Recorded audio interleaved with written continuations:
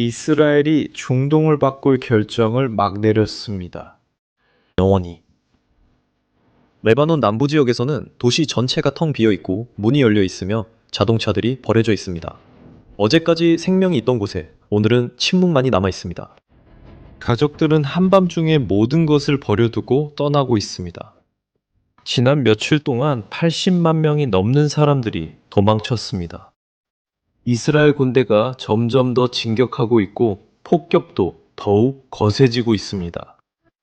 헤즈볼라는 지금까지는 손대지 못할 것이라 생각했던 위치에서 공격을 받고 있습니다. 하지만 이 모든 움직임 뒤에서 이스라엘은 대부분의 사람들이 눈치채지 못한 어떤 일을 하고 있습니다. 그것은 단순한 군사작전을 훨씬 뛰어넘는 일입니다. 그것은 물리적이고 구체적이며 지도상에서 볼 수 있는 것으로 21세기의 어떤 나라도 다른 나라 영토 안에서 해본 적이 없는 일입니다. 당신이 이것이 무엇인지 이해하게 되면 왜 처음으로 헤즈볼라의 종말이 진짜로 가능해 보이는지 알게 될 것입니다.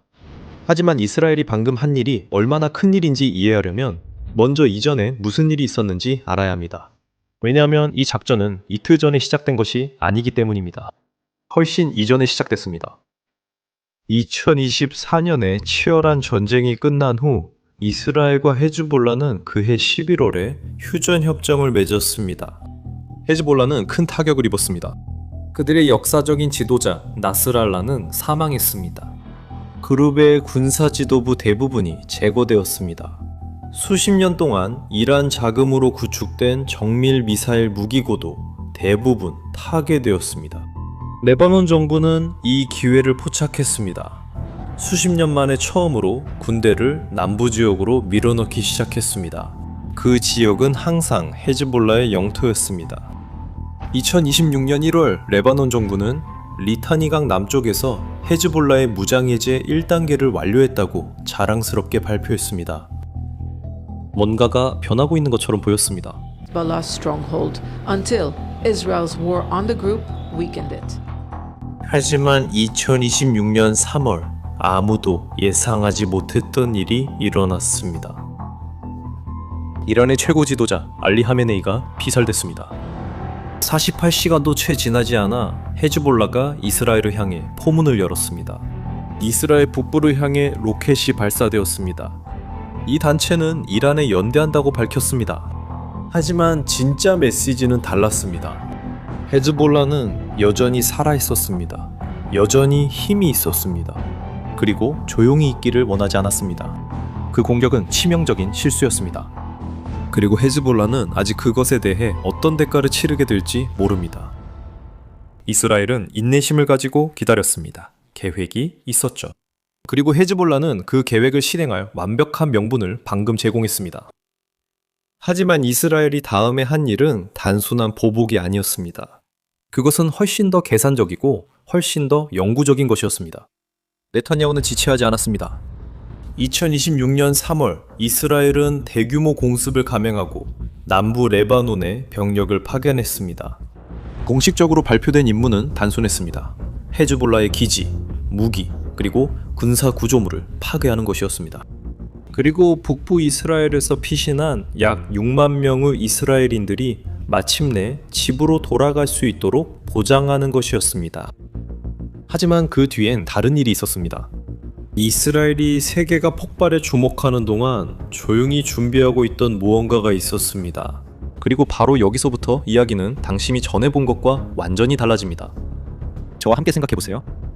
이런 일이 다시는 일어나지 않도록 보장할 수 있는 유일한 방법이 무엇일까요? 이스라엘은 이 질문에 대해 그 어떤 나라에서도 시도하지 않았던 방식으로 답했습니다. 작전 초기 며칠 동안 공격하는 것 외에도 이스라엘은 경계선을 그리기 시작했습니다. 이스라엘은 레바논 영토 안쪽으로 최대 10km까지 뻗어있는 지대를 설정했습니다. 이는 전 세계가 인정한 국제 경계선 너머였습니다. 그리고 아무와도 상의하지 않고 이 지역에서 헤즈볼라 세력의 활동을 일방적으로 금지한다고 선언했습니다. 이 구역은 옐로우 라인으로 알려지게 되었습니다. 그것은 협상된 것이 아니었습니다. 아무에게도 승인받지 않았습니다. 어떤 합의에도 포함되지 않습니다. 어떤 조약에도 포함되어 있지 않습니다. 전 세계 어떤 공식 문서에도 없습니다. 이스라엘은 단순히 지도에 그려놓고 이렇게 말했습니다. 여기까지가 이제 우리 땅이다. 이 선을 넘으면 대가를 치른다. 헤즈볼라가 그 경계를 무시하려고 했지. 그리고 바로 그때부터 진짜 피를 흘리기 시작했어. 그 그룹의 전투원들이 그 경계선에 접근하려고 할 때마다 공격을 받아. 이 구역 안에서 드론이 이륙할 때마다 요격당해. 아니면 발사대가 파괴돼. 이스라엘은 사실상 이스라엘 군사 통제 하에 있는 영토를 만들었어. 그것도 주권 국가 안에. 점령을 선언하지도 않고 허락도 받지 않고, 그리고 나갈 생각이 있다는 신호도 전혀 주지 않고 이스라엘은 불화살 작전으로 더 전진했습니다. 군대는 직접 모란선을 넘어 북쪽으로 더 진격했습니다. 처음에는 리타네강까지였던 대피구역이 2006년부터 인정된 역사적인 경계선이었지만 이제는 자흐라니강 쪽으로 훨씬 더 북쪽으로 밀려났고 거의 레바논 중심부에 다다르고 있습니다. 이스라엘이 영토를 차지하고 있습니다. 슬로우 모션으로 매우 되돌리기 힘든 방식으로 진행되고 있습니다. 하지만 헤즈볼라가 그냥 지켜만 보고 있다고 생각한다면 이 단체에 무엇이 남아있는지 이해할 필요가 있습니다. 왜냐하면 그들의 반응이 당신을 놀라게 할 것이기 때문입니다. 헤즈볼라는 가만히 있지 않습니다. 전혀 그렇지 않습니다. 이 단체는 여전히 일부 이스라엘 방어망을 뚫을 수 있는 폭발물 드론을 운용하고 있습니다. 여전히 이스라엘 북부 지역의 마을에 로켓을 발사하고 있습니다. 여전히 레바논 남부로 진격하는 군대를 매복 공격하려고 시도하고 있습니다. 이것은 비대칭적인 전쟁입니다. 헤즈볼라는 이스라엘과 정면 대결 대신 소모전을 선택하고 있습니다. 하지만 이 전략엔 큰 문제가 있습니다. 그리고 그 문제는 점점 커지고 있습니다. 격추된 드론마다 위치가 드러납니다. 드러난 위치마다 표적이 됩니다. 파괴된 발사대마다 하나씩 줄어듭니다. 제거된 지휘관마다 마찬가지입니다. 그리고 이스라엘은 올해 4월에 합의된 휴전 이후에만 헤즈볼라 전투원 220명 이상을 제거했습니다. 이것은 조직 구조의 빈틈으로 메우는데 몇 달이 걸립니다. 헤즈볼라는 벗어날 수 없는 순환에 갇혀 있습니다. 공격을 하면 할수록 더 약해집니다. 나스랄라는 2024년 9월에 살해됐습니다. 그 다음에는 군사 지도자들이 차례로 제거됐습니다. 하나씩.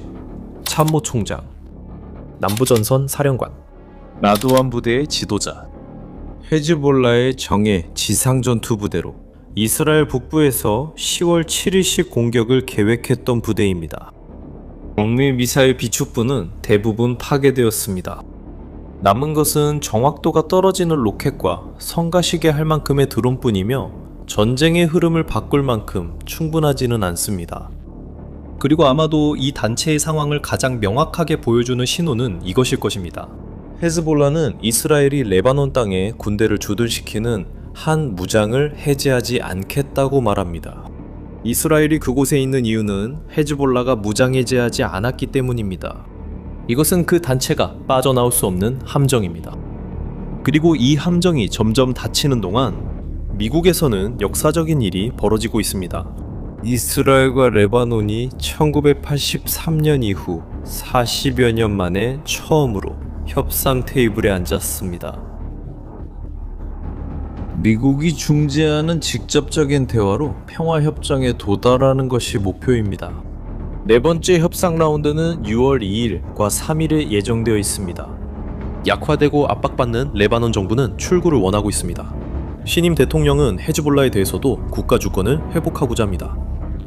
미국은 양측이 합의하도록 압박 중입니다.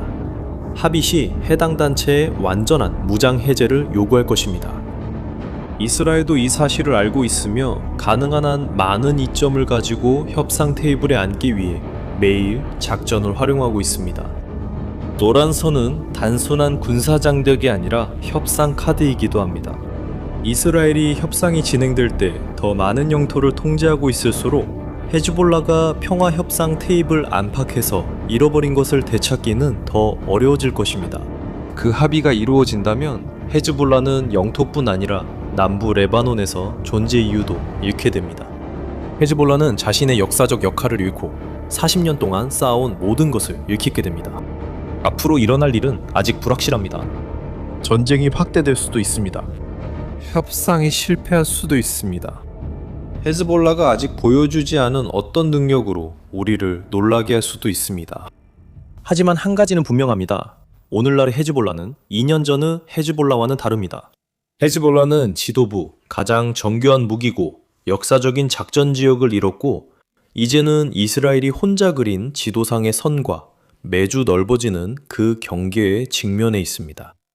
수십 년 만에 처음으로 이스라엘을 파괴하겠다고 맹세했던 그 단체가 이제는 생존을 위해 싸우고 있습니다. 헤즈볼라는 공격을 계속할 수 있습니다. 하지만 시간이 지날수록 그들이 잃어버린 영토를 되찾기는 점점 더 어려워지고 있습니다. 이스라엘은 기다리지 않았습니다. 허락을 구하지도 않았습니다. 아무에게도 상의하지 않았습니다. 그냥 행동했습니다. 당신은 헤즈볼라가 무장 해제에 동의할지 아니면 끝까지 싸울지 어떻게 생각하십니까? 댓글로 당신의 의견을 남겨주세요. 이 영상이 레바논에서 무슨 일이 일어나고 있는지 더 잘 이해하는 데 도움이 되었다면 뉴스 이면의 진실을 알고 싶어하는 다른 사람과도 공유해주세요. 아직 채널을 구독하지 않으셨다면 지금이 바로 그 순간입니다. 다음 영상에서 만나요.